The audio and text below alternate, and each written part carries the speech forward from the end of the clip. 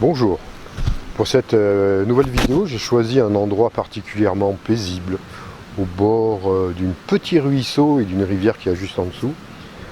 Je l'ai choisi parce que j'avais vraiment besoin d'un peu plus de nature, j'avais pas envie de faire encore une vidéo, un montage comme je fais souvent, que je referai évidemment, que je vais refaire parce que c'est plus facile de le faire de chez moi, mais là j'avais vraiment envie de choisir un endroit calme, pour vous parler de ce qui se passe un peu dans le monde, y compris de l'Amazonie qui brûle, qui est en feu, et comment dire, qui est l'œuvre, ces incendies qui sont l'œuvre du gouvernement mondial, évidemment de l'ombre, qui est là pour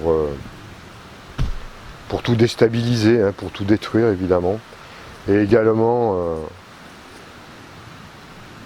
des êtres qui ont été placés toujours par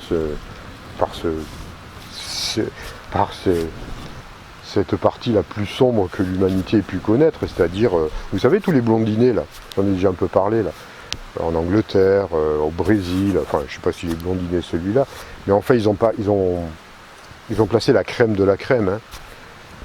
C'est voulu, évidemment. Alors, je dis pas qu'avant c'était mieux, hein. Avant c'était déjà pas mal, mais alors là, franchement, ils ont choisi les pires qu'on puisse, qu'on puisse avoir. Alors, vous allez me dire pourquoi, parce qu'il y en a qui vont me dire, ah oui, non, ils sont là pour lutter contre le gouvernement mondial, mais bon, bien sûr que non. Bien évidemment que non. Ces êtres-là sont placés, comme tous les êtres qui nous gouvernent, sont placés par l'ombre pour servir ça, pour servir leurs propres intérêts. Et leur fonction est simple, elle n'est pas compliquée du tout, hein. C'est simplement agir sur la base psyché humaine, agir sur les émotions les plus viles, les plus basses, pour pouvoir maintenir l'homme dans ce qu'on appelle le bas astral. Alors quand je parle de bas astral, c'est au niveau énergétique, on va dire, hein.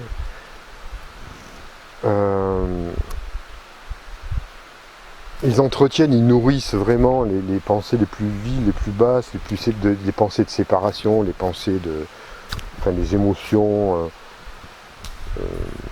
de peur, évidemment. Tout ça, c'est axé sur la peur, hein.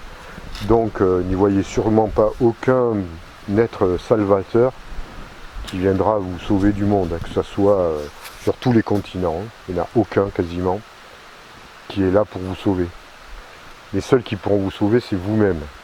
Donc c'est pour ça que je vous ai souvent dit qu'il est urgent de faire un puissant travail de purification sur vous-même et simplement de regarder vos pensées. Que ce soit toutes les pensées que vous pouvez avoir. Alors c'est vraiment essayer de se reprogrammer et de voir les pensées qui vous rabaissent, les pensées qui vous diminuent, les pensées de doute, les pensées de peur. Parce qu'à l'origine de tout, c'est la peur. La peur, c'est le terreau qui fertilise toutes les émotions les plus négatives qu'on puisse avoir par la suite.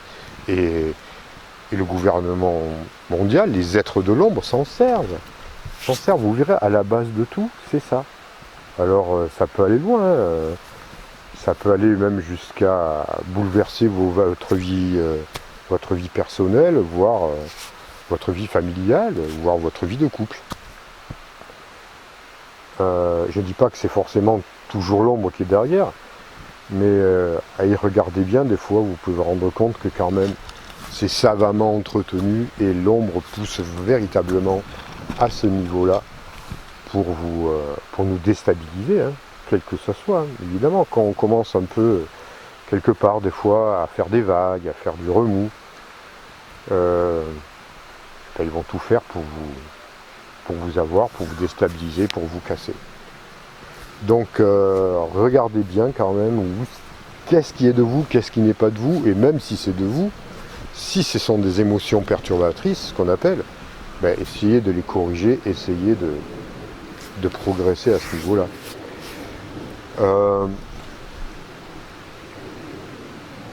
Donc il est urgent aussi de faire des méditations de calme mental, de calmer votre esprit, calmer votre mental, calmer vos émotions. C'est urgent et nécessaire parce que c'est vraiment sérieux ce qui se passe en ce moment sur cette planète. Et ça ne va pas s'arrêter là. Voilà. Donc on a été prévenus, beaucoup vous ont prévenu, je vous préviens aussi. Faites des méditations, toujours la méditation pour la terre, la méditation du pissenlit. Faites des protections, toujours des protections de plus en plus. Protégez votre environnement, votre famille, votre maison, tout ce que vous pouvez protéger par des bulles de protection, hein, je vous l'ai déjà dit. Hein. Comment ça marche, c'est les méthodes qui nous viennent des étoiles, hein. Ça part, comme je vous l'ai dit, pour ceux qui ne savent pas, vous faites partir au niveau du chakra coronal, ça part par là, les énergies, et ça vous enveloppe, voilà, ça vous enveloppe et ça vous protège de toutes les négativités de l'ombre qui agit en ce moment en profusion, à profusion, oui. Et toujours essayer d'avoir un meilleur contact avec la nature, même si c'est la rentrée. D'ailleurs, je déteste ce mot rentrée. Je déteste en fait cette période, enfin c'est pas que je déteste. Cette période de septembre pourrait être très bien pour beaucoup, mais vous voyez cette notion de rentrée, vous dites ouais, maintenant vous avez eu votre petite récréation, vous avez eu votre nouveau mois de vacances là, puis maintenant il faut vite rentrer dans le, hein, dans les cordes, hein, retrouver vie votre travail, parce que surtout ne pensez pas, voilà, vous êtes bien reposé, façon de parler, et puis maintenant il faut repartir au travail, entretenir le système, le faire perdurer, mais alors ça fait des années et des années que je ne supporte pas, on va dire, cette période à cause de ça. Parce qu'on veut vraiment nous faire croire qu'il n'y a que ça dans la vie, alors qu'en fait non, il faut sortir de ce schéma. Voilà, la vie continue, la vie, ça devrait être des vacances perpétuelles, quoi. Donc si vous pouvez sortir de ça, j'avoue que c'est compliqué, hein. Moi j'ai mis des années, et encore, je suis encore dedans, hein. Mais je veux sortir de cette optique, voilà, on recommence une année en septembre, quoi, parce que des fois c'est ça, l'année recommence en septembre. Alors pour vos enfants, pour ceux qui ont des jeunes enfants, ben, c'est normal, parce qu'il faut les amener à l'école. Mais quand bien même, si vous réfléchissez bien, est-ce que vous êtes vraiment obligé de les amener dans ce système? Ben, je vous dirais bien de ne plus les envoyer à l'école. Ça serait l'idéal, hein. Évidemment, ça serait de faire leur propre éducation à la maison, mais c'est pas à la portée de tout le monde. Et pourtant, il faudrait bien un jour créer quelque chose d'autre, refuser ce système et essayer de faire autre chose, créer quelque chose de nouveau. Et ça commence maintenant, hein, c'est sûr. Alors bon, vous allez me dire, moi, comment j'ai fait avec les miens? Bah, les miens, ils ont été à l'école aussi. Alors j'avais l'avantage que c'était une petite école de village, et l'éducation a été la même. C'était peut-être plus facile, évidemment. Jusqu'à un certain âge, mais il y avait moins cette pression peut-être, mais enfin, et j'avais une grande vigilance évidemment, parce que j'ai eu j'étais très observateur de ce qu'ils pouvaient leur mettre dans la tête, et je désamorçais à chaque fois que je pouvais, je veux dire, les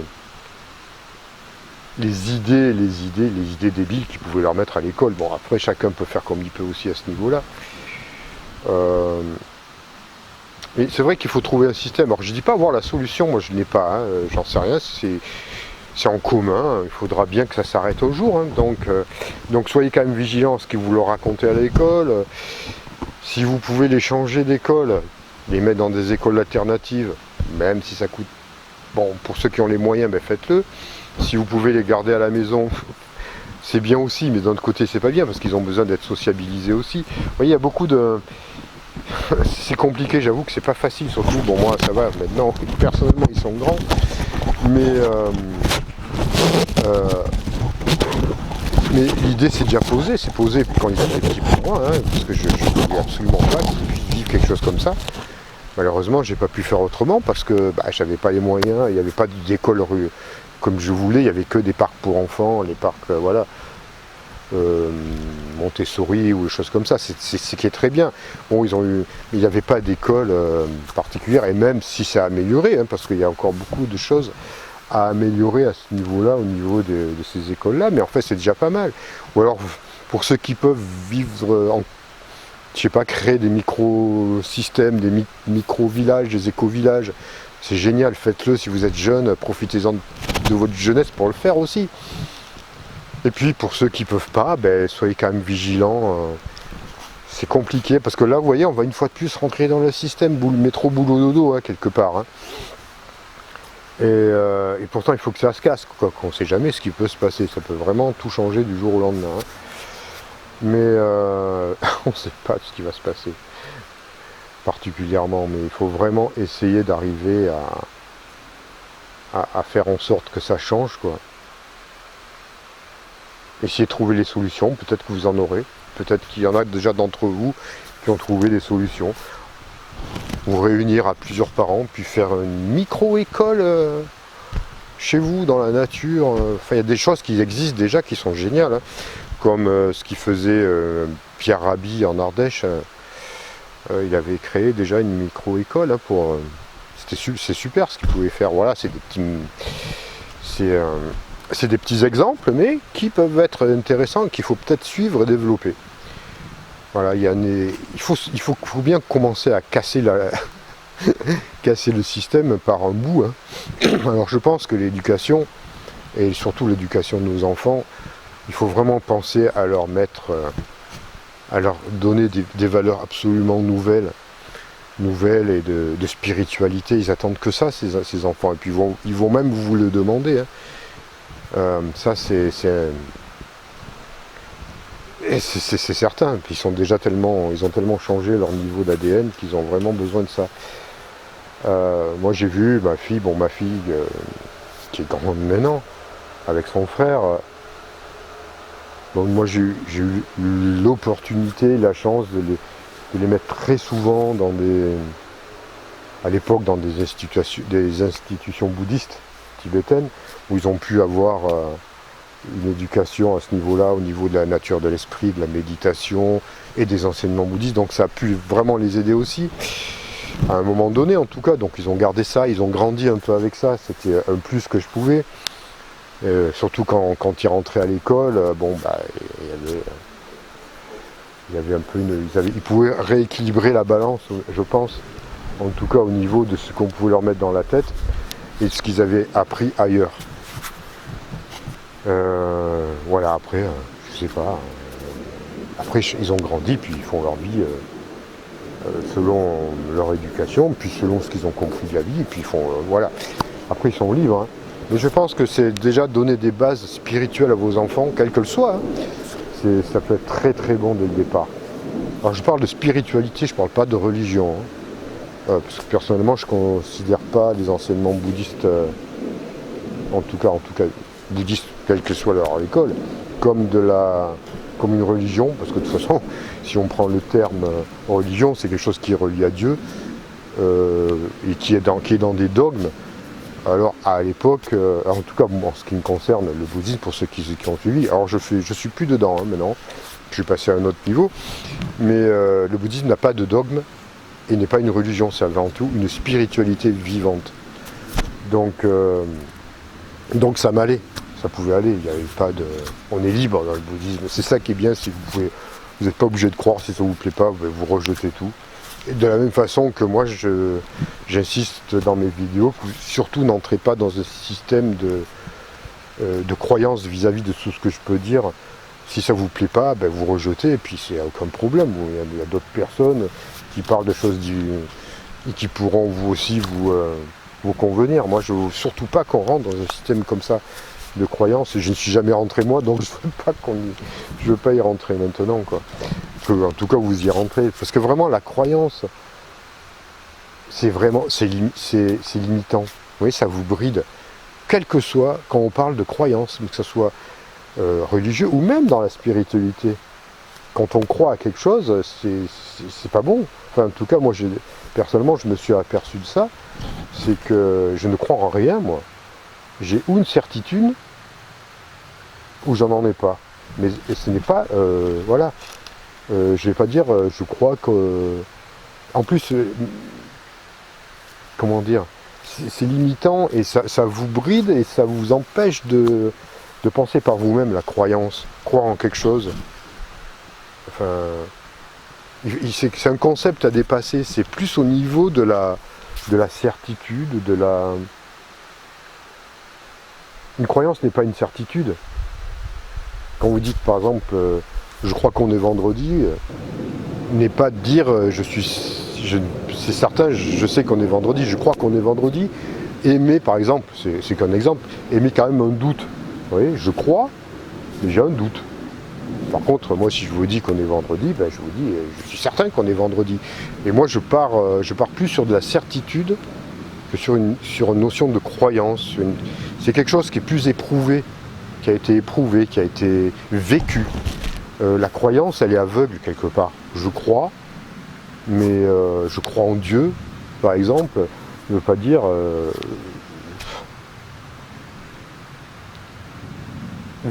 si vous voulez, il y a un nouveau concept à développer à ce niveau-là. Évoluer, monter en niveau et ne plus être restreint dans des croyances, qu'elles soient même spirituelles, je crois à la réincarnation. Moi, je ne crois pas à la réincarnation. Je sais que la réincarnation existe. C'est la notion de savoir et de certitude qui doit prendre le dessus sur le concept de simple croyance.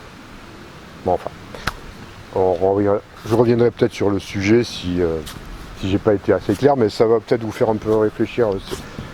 Ça va peut-être nous faire réfléchir à ce niveau-là. En tout cas, moi, j'y gamberge assez souvent à ce niveau-là et j'essaye d'éviter de rentrer dans ce système j'essaie de sortir du système de croyance en tout cas.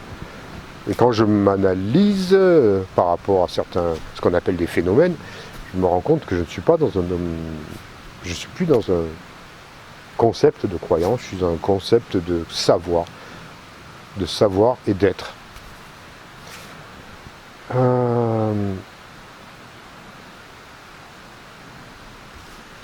Bon, là, je vous ai parlé un peu d'éducation, je vous ai parlé de ce qui passait sur Terre un peu au niveau des manipulations, bon ça on s'en rend bien compte, mais là où je voulais un peu insister aussi, c'est peut-être au niveau de la conscience de ce qui se passe, essayer vraiment d'essayer de monter en puissance, essayer d'avoir une conscience beaucoup plus large de ce qui se passe. Et puis avoir conscience, mais aussi d'être acteur maintenant de plus en plus, commencer à faire des petits trucs, des petites choses, même si c'est petit, mais qui vont dans le sens de notre alignement. Parce que vous voyez là, le problème là, on va pas être aligné. Je suis certain que la plupart d'entre vous n'ont pas envie de repartir au boulot, pour beaucoup, à part ceux qui aiment de ce qu'ils font, évidemment, ceux qui sont déjà parfaitement alignés, mais il y en a beaucoup d'entre vous qui pour rentrer dans... voilà, c'est la rentrée, l'été, ça a été bien, ça a été des vacances, ça a été tout ça, puis là on rentre dans le système. Et donc qu'est-ce qui se passe à ce niveau-là? On n'est plus aligné, quoi. Et ce qui nous est demandé, en particulier en ce moment, c'est d'être parfaitement aligné. Donc ça va être compliqué, hein.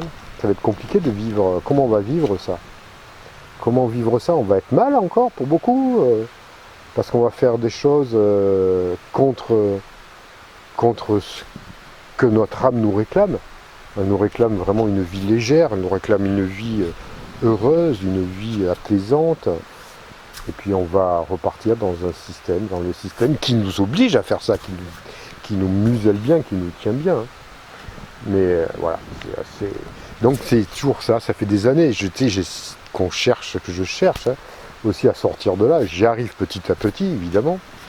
Enfin évidemment, non, c'est pas si évident que ça, parce que j'ai quand même mis beaucoup de temps pour pouvoir en sortir, et j'y suis encore quelques doigts de pied dedans, hein, qui me maintiennent encore dans des choses que je ne veux pas faire, que je vais être encore obligé de faire malheureusement. Des petits, voilà, sur un plan peut-être professionnel évidemment, parce que c'est le plan professionnel qui nous tient. Hein. Ils nous tiennent comme ça, ils nous tiennent par la gamelle et par l'argent, hein, et par le travail, tout est lié, donc c'est compliqué, j'avoue, c'est compliqué, mais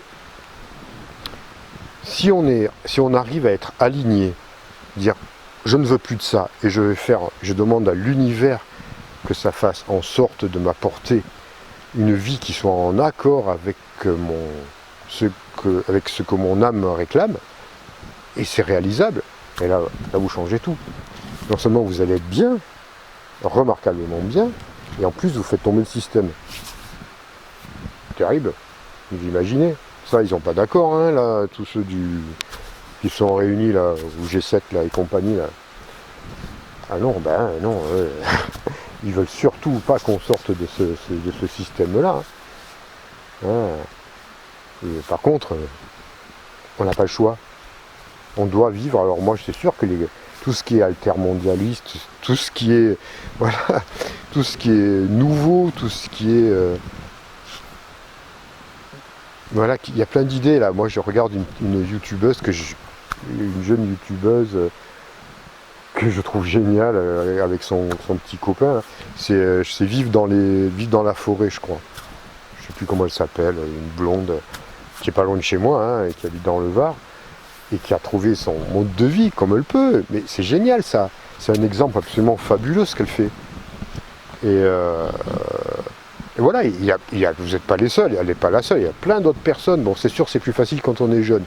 Mais allez-y. Et puis même si on a quelques années de plus ou beaucoup d'années de plus, il y a toujours une possibilité, à mon avis, de changer notre paradigme. Changer voilà, notre concept, toute cette routine dans laquelle on s'est mis dedans. Et qu'il faut vraiment... il faut sortir, il ne faut plus avoir peur, parce que qu'est-ce qui nous bloque avec tout ça? C'est la peur. Une fois de plus, c'est la peur qui nous maintient, qui veut nous dire, ah ben non, mon Dieu, mais si je vais faire ça, si je quitte mon boulot, qu'est-ce qui va m'arriver? Je vais me retrouver à la rue. Bah, c'est sûr que ça, c'est le mental inférieur qui va vous dire ça. Et si vous y croyez, bah, évidemment, vous allez vous retrouver à la rue.